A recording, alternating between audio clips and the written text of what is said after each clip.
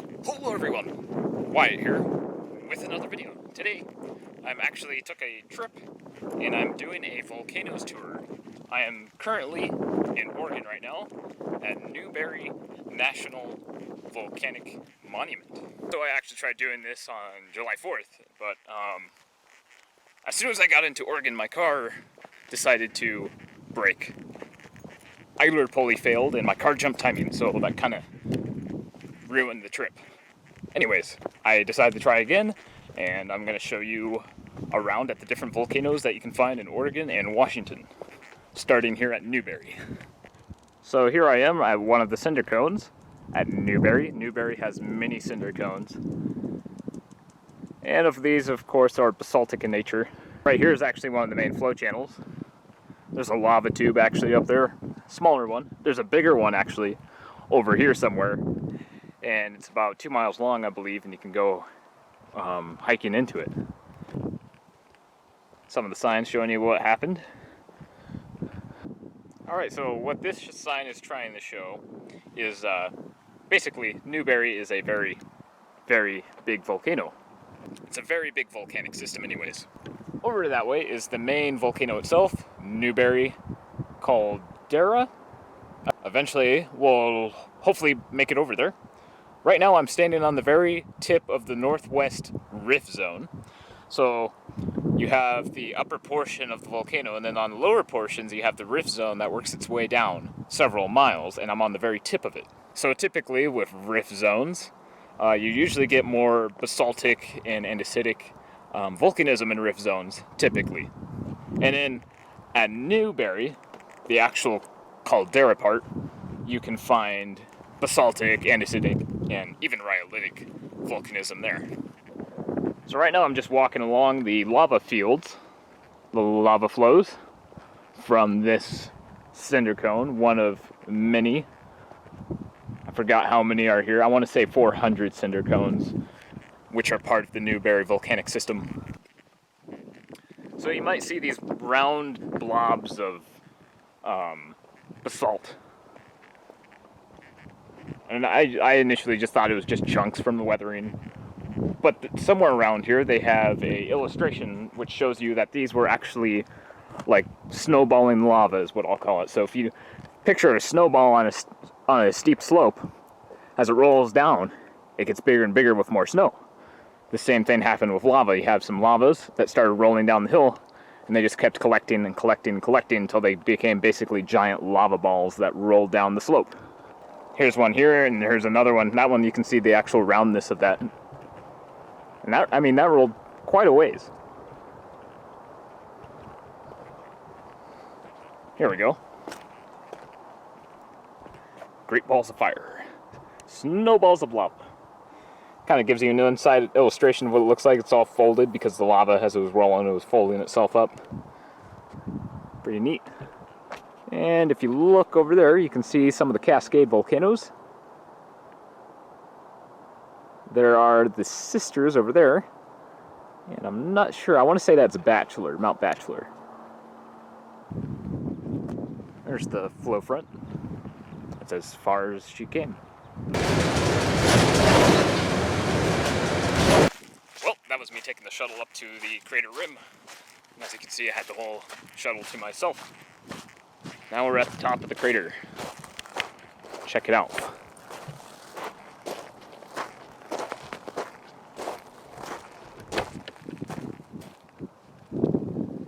Here you can see more of the extent of the actual flows. If you look, they go way over there. There you got the sisters. So all of that lava came from this.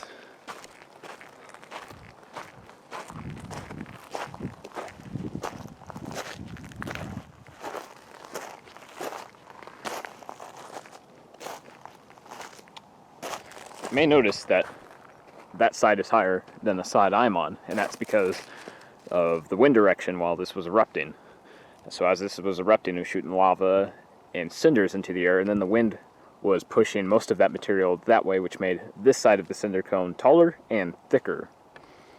And the highest point of the cinder cone rises 500 feet above the surrounding area, and the crater drops down to 150 feet. Nice overview.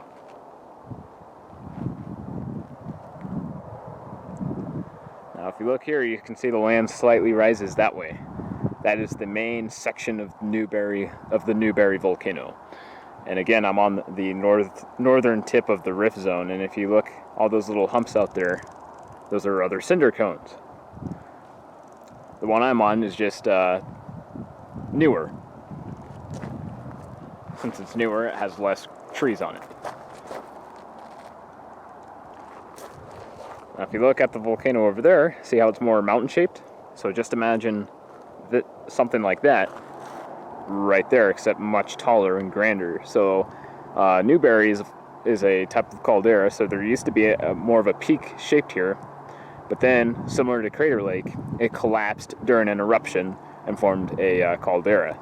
And then eventually that caldera filled with other lavas and smaller cinder cones. So there's Newberry, and then here's an illustration showing what I was talking about. So here's the main caldera, where the peak used to be, and then here's the rift zone, which is a series of fissures and cracks and normal faults that extend this way. I'm currently located on the cinder cone right here. But as you can see, there are many different eruptions that have occurred in different locations along the rift zone. Another look at the crater.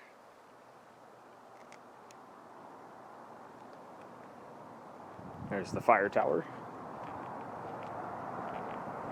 Just to show you how extensive lava flows can be. Way out there, you see that? That's part of the flow, way out there. That big black mass out in the trees. Got some more cinder cones out there. Alright, well now it's off to the Lava Tube Cave. And unlike my last camera, this new camera doesn't have a built-on light, so I imagine filming in there is not going to be very useful without a light. So I'll try to get pictures instead. So hopefully the pictures turn out.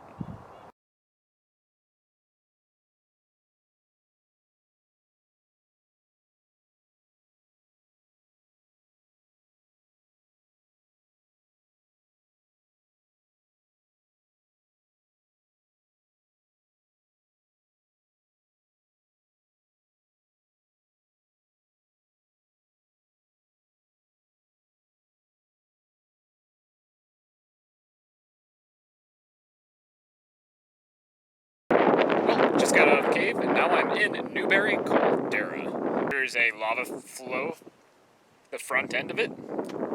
I'm actually at the big obsidian flow in Newberry Caldera, so let's go up and check it out. Got some water down there. You can see the front of the flow.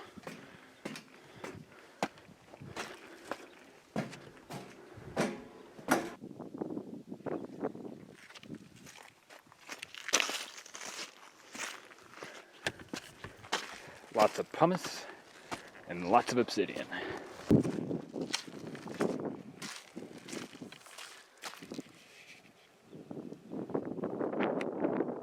See all that obsidian shining over there in the sun?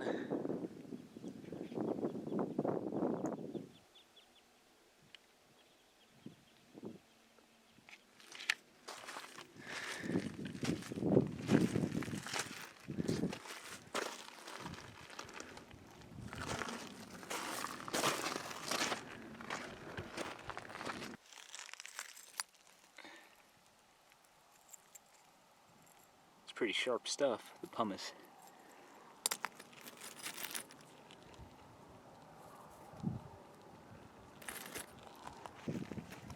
Oof. Don't want to ruin that, yeah, look at that. See how frothy that is? There's shards of that breaking off in the wind.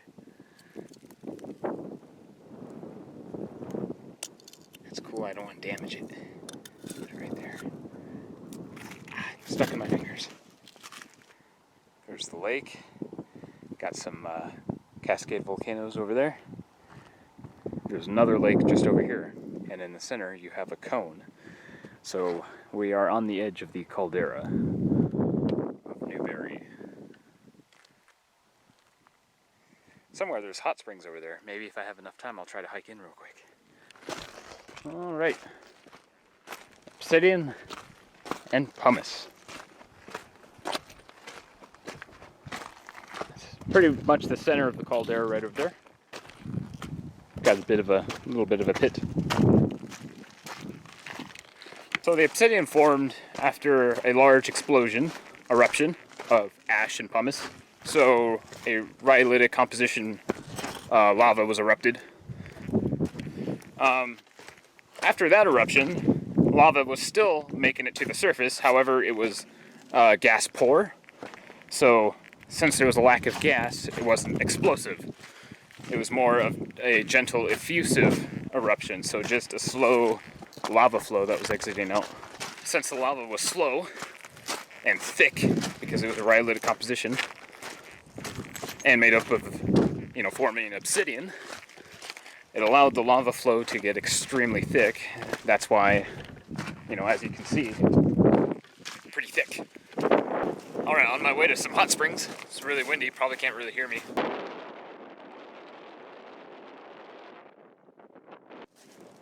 Volcanic gases coming up through the water, bubbling away.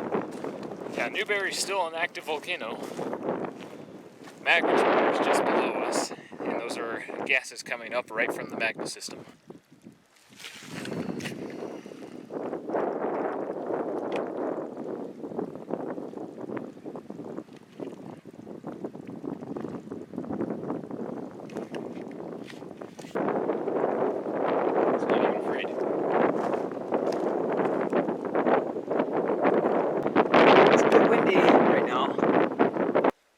So the wind is finally dying down a bit.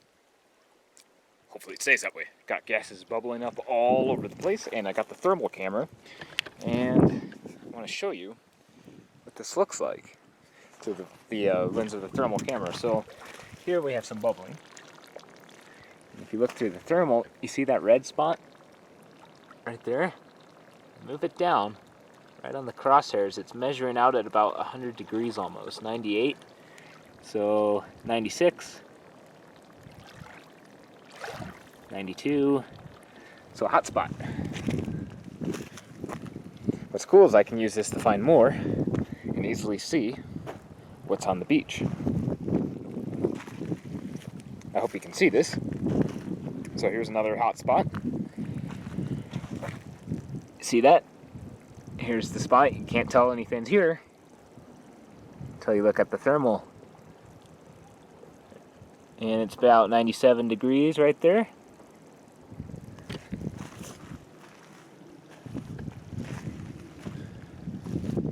There's the bird. Here's another hot spot. Right in here. Now see how red that is on the screen? It's measuring at 115 right there. 114.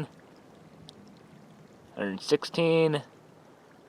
About 116 degrees right there. See that? That's the spot. You can't even tell there's nothing. You can't even tell if there's anything there. Now if I put my hand right in here. Yep, I can feel the warmth right there, yeah. Get my hand all covered in the algae. Ooh, that's warm, that's toasty. Ooh, it's almost getting too hot. So what people do is they come here and they dig out their own holes and make their own little spring water. Ooh, that's toasty. It's gassing away, but temperature-wise, it's 65.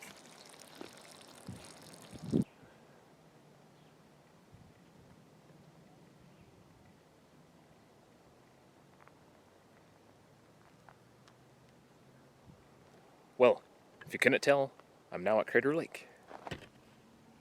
So, Crater Lake formed after a mountain similar to Mount Rainier collapsed after a major eruption. So much magma was emptied out of the magma chamber, it could no longer support the actual mountain. So imagine a mountain the size of Mount Rainier, roughly, collapsing into a void. During that collapse, you would have had a massive avalanche and debris flow, as well as likely large explosions from that collapse. So you would have had a massive ash cloud and likely pyroclastic flows, which would have gone down the surrounding valleys. There's a peak over there. Wizard Island, which is a cinder cone. If you look way over there, right there, I believe that is Mount Shasta.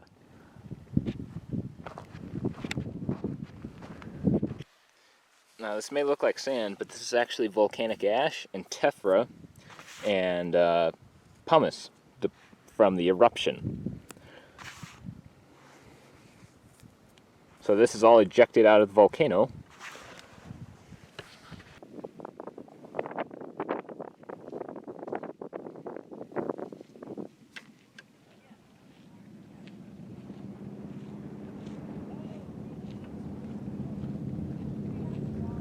Let's move on to the north. Well, I'm heading up to the Three Sisters. Decided to take a quick pit stop at this lake here. Nice, clear lake, beautiful area. That's, I believe, the South Sister right over there.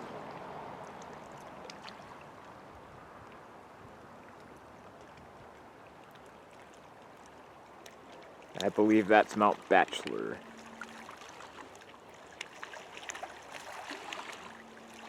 I think that's Mount Bachelor anyways.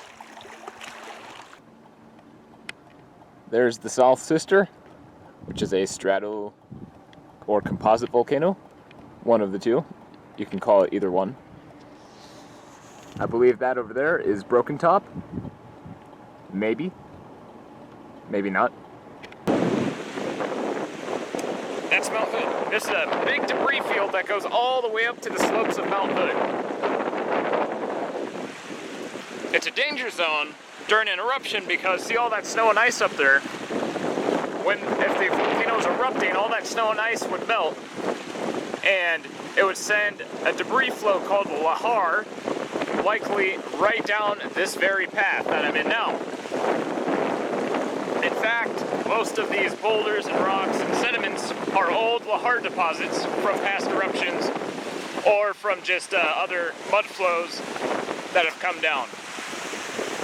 You don't necessarily need an eruption to have a lahar. Lahars can happen for other reasons as well.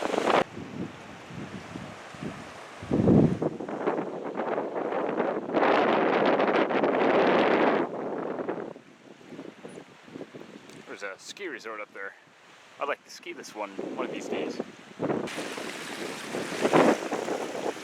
All this stuff is coming down from up there.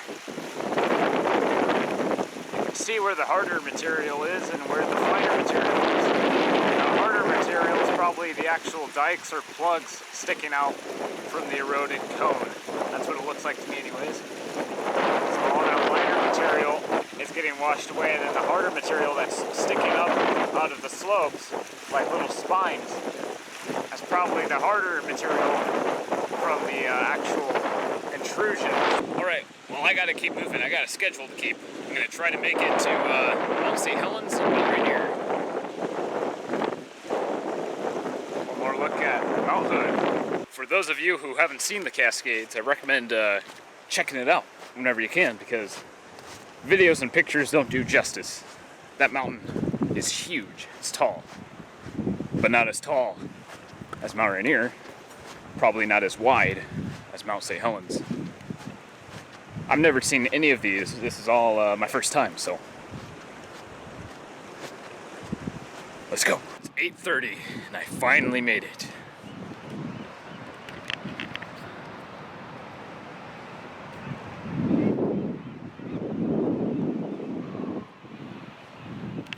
I haven't been here in years. This is perfect temperature.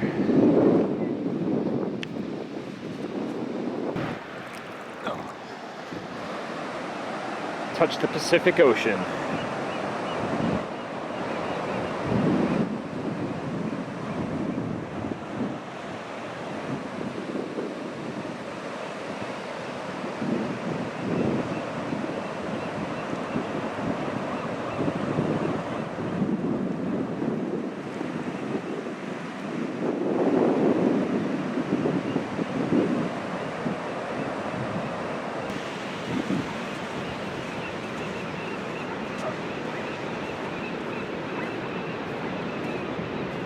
It is getting dark though, so I don't know how much you guys are going to actually see.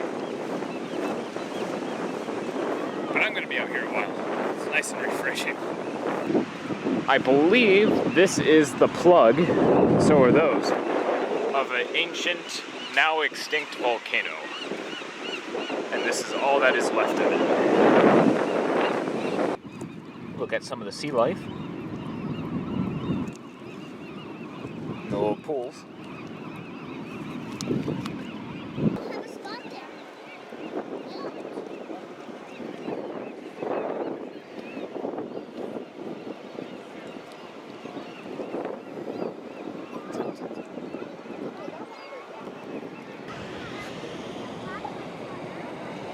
Look at the rock wall.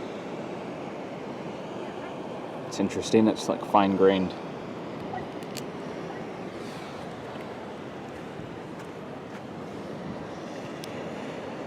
It's like these little vein things going through here. That's interesting. Very dark.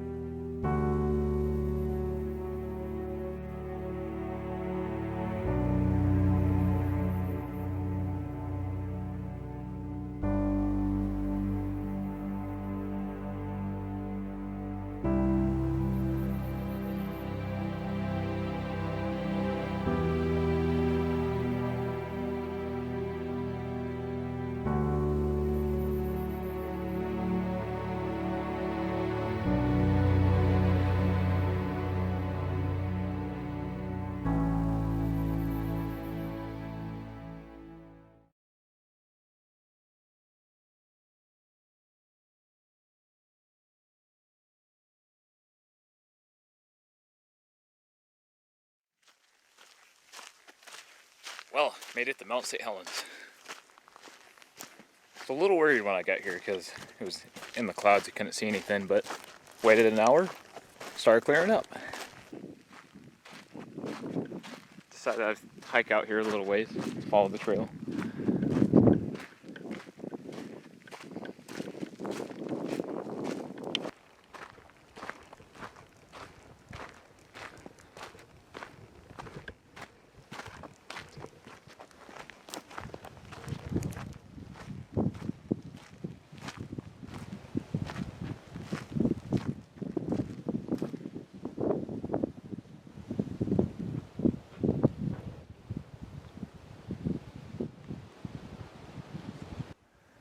That's Johnson Ridge, named after David Johnson, who was killed during the eruption.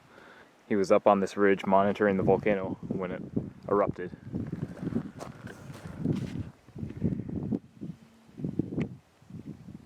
There's the lava dome that started growing shortly after the eruption of 1980. So you had a lava dome that erupted from 1981 to 1984, I think. And then you had renewed activity in 2004 to 2008. But the landslide came down here into this valley and overtopped this ridge point, came down here a little bit as well.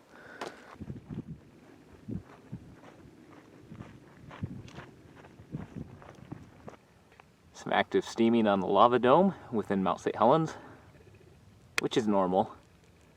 It's mainly water vapor. Still lots of heat. That steam's likely coming up from a whole bunch of fumaroles that are up on the dome, venting away. Every couple of months it tends to have small microquake swarms within the magma chamber, which is a result of the magma chamber repressurizing as new gases, fluids, or magma enters into the system. So it's slowly repressurizing. Well, I'm going to head on over to Mount Rainier next, so I'm going to try to save the camera battery as well as the memory because I'm running out. Looks like there's a rock fall.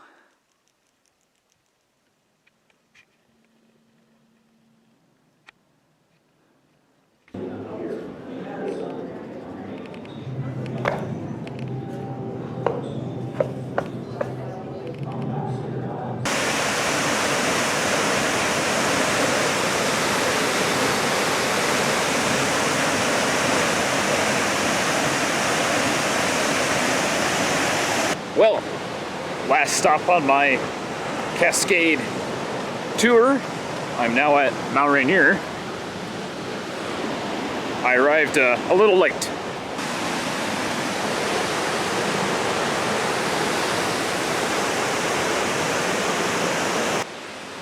Sad thing is, might be a little too cloudy to actually see Mount Rainier.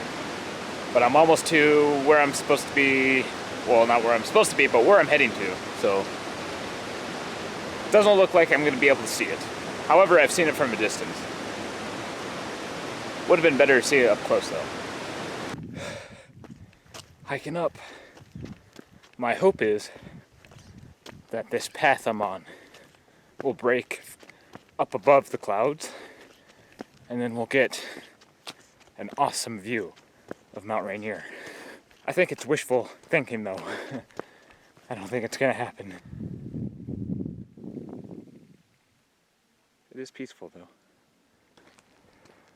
Well, I might not be able to see the mountain, but I just heard it. It was a big thundering boom.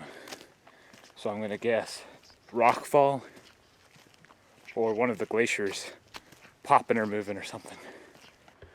I bet there's an absolutely amazing view right here that I can't see. I hear water down there.